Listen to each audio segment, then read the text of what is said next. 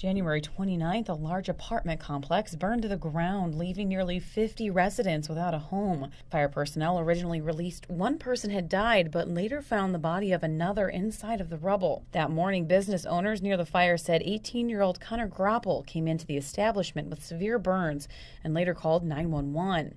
Groppel suffered fourth-degree burns and was flown to Harborview Medical Center in Seattle. Almost 7 months later, that same teen now faces 16 felony charges in connection to the fire. Well, the case has been to grand jury twice. In the first grand jury, he was indicted for the death of Jane Connolly, who was a resident at the apartment building that died during the fire, died because the fire was actually set. Meredith said Connolly was sleeping during the time of the fire and also had limited hearing.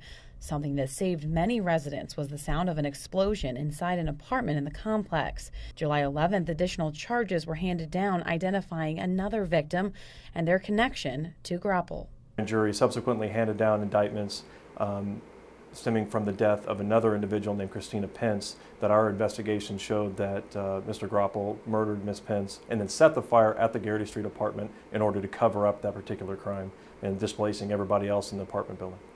The identification process and autopsy took months to complete, leaving many interior residents with questions about the cause of the fire. It doesn't take a long time necessarily for them to be identified. They do have to do DNA testing in this particular case because of the fire, so it took longer than normal. However, we're investigating the case that entire time.